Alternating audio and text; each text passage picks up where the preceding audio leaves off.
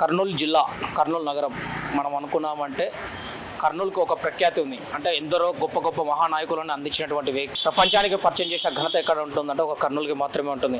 కర్నూలు అంటే ఒక త్యాగమే కాదు, ఒక గొప్ప వ్యక్తులను అందించడమే కాకుండా ఇప్పుడు ట్రెండ్కు తగ్గట్టుగా ట్రెండ్ సెట్ చేసుకుంటూ కర్నూలు నగరం ముందుకు సాగిపోతూ ఉంటుంది. ఆ ట్రెండ్లో ఆ భాగంగానే మనం చూసామంటే సామాన్యమైనటువంటి జీవితం కష్టసుఖాలను చూస్తూ కష్టాన్ని మాత్రమే భరిస్తూ ఉన్నత విద్యలో చదువుతూ విద్యలో తనదైన శైలిలో ముందుకు తీసుకెళ్తూ ఉన్నత విద్య అధిరోహించాలని, అలాగే తల్లిదండ్రుల కష్టాన్ని తీర్చాలని నేను సైతం అంటూ తను కష్టపడుతూ చదువుకుంటూ ఈరోజు ఉన్నత స్థాయి అంటే జిల్లా లెవెల్లో నిన్న విడుదలైనటువంటి ఇంటర్ ఫలితాలలో జిల్లా లెవెల్లో ఒక మార్కు అంటే రికార్డు స్థాయిలో మార్కును ఏర్పాటు చేసుకొని అదేవిధంగా కాలేజీ టాపర్గా నిలబడిన జావేద్తో మనం ఈరోజు ఉన్నాము.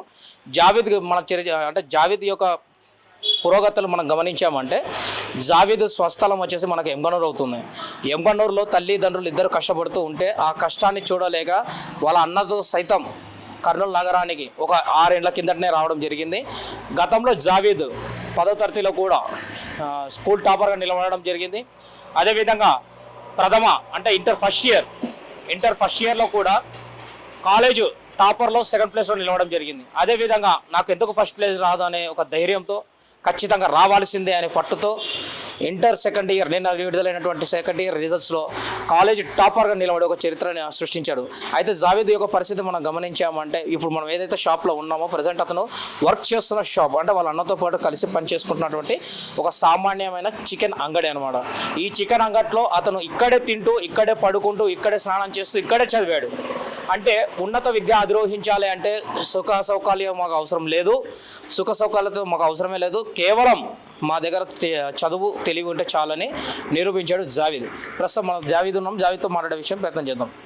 జావేద్ చెప్పండి, మీరు ఈరోజు అనుకుంటే మామూలు చూసామంటే కర్నూలు నగరానికే కాకుండా ఒక రోల్ మోడల్గా నిలబడారు ఈరోజు. అంటే ఎక్కడి నుంచో అంటే ఎంగనూరు స్థానికం అయినప్పటికీ కూడా కర్నూలు నగరానికి వచ్చేసి కర్నూలు నగరంలో నిలబడి స్థానికంగా ఈ ఏర్పాటు అంటే ఇక్కడ ఎటువంటి వసతులు లేకున్నప్పటికీ కూడా కష్టపడి చదవడం జరిగింది. అసలు వీటన్నిటికీ స్ఫూర్తి ఏంటి?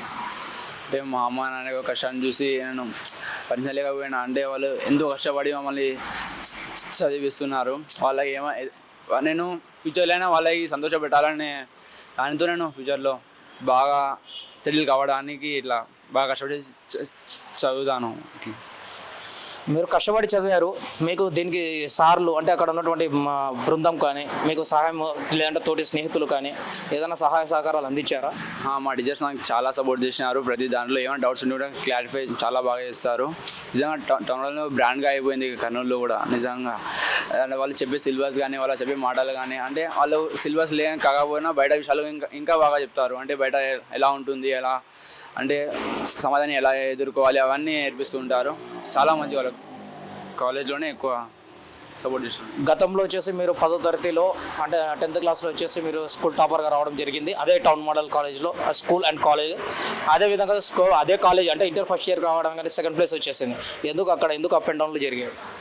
అంటే అప్పుడు పరిస్థితి బాగాలేకుండా అంటే బయట వర్క్ చూసుకొని ఇక్కడ రెండు బ్యాలెన్స్ కాలేదు అప్పుడు నాకు.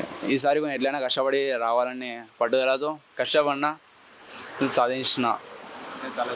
ఇప్పుడు ఇది అంటే ఇది వేదికగా చేసుకుని ఇంకా ఉన్నత స్థాయి చదువులకు వెళ్ళాలనుకుంటున్నారా, లేదంటే ఒకవేళ వెళ్ళాలంటే ఏం చేయాలనుకుంటున్నారు? ఫర్దర్ స్టడీస్ వెళ్తా పక్క. బీటెక్ అంటే ఎంసెట్ రాసి ఎంసెట్లో మంచి ర్యాంక్ తీసుకొని ఫర్దర్ క్లాసెస్ బీటెక్ అట్లా జాయిన్ అవుతాం. బీటెక్లో ఏదైనా మంచి కోర్స్ ఉంటే దాంట్లో జాయిన్ అయ్యి సాఫ్ట్వేర్ అనేది అనుకుంటున్నా, ఏమవుతుందో చూడాలి. సిఎస్సి లేకపోతే త్రిబుల్ అట్లా, లేకుంటే ఏరోస్పేస్ దాంట్లో.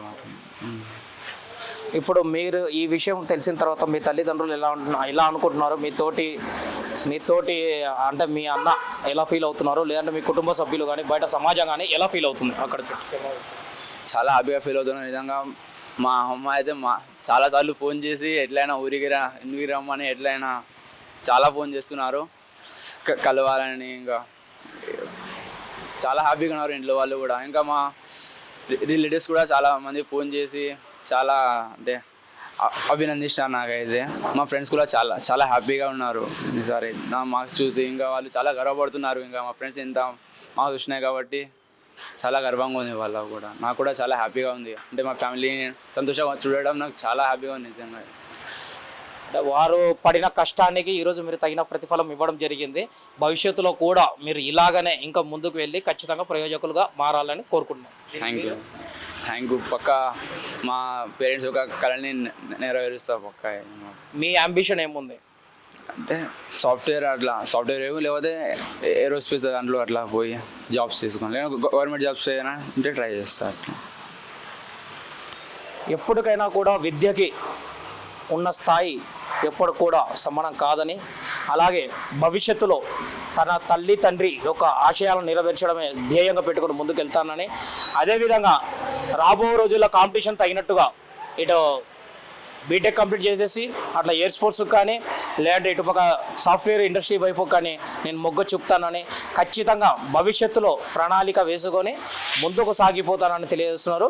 జావేద్ ఇంకా హై స్థాయికి వెళ్ళాలనేసి, అత్యున్నత స్థానాల్లో ఎదగాలని, అదేవిధంగా ప్రతి ఒక్కరూ జావేద్కి సహాయ సహకారాలు అందించేసి ఇదే విధంగా జావేద్ లైఫ్లో ముందుకు వెళ్ళాలని కోరుకుంటాను. కెమెరామాన్ వికాస్తో రామకృష్ణ, కర్నూలు.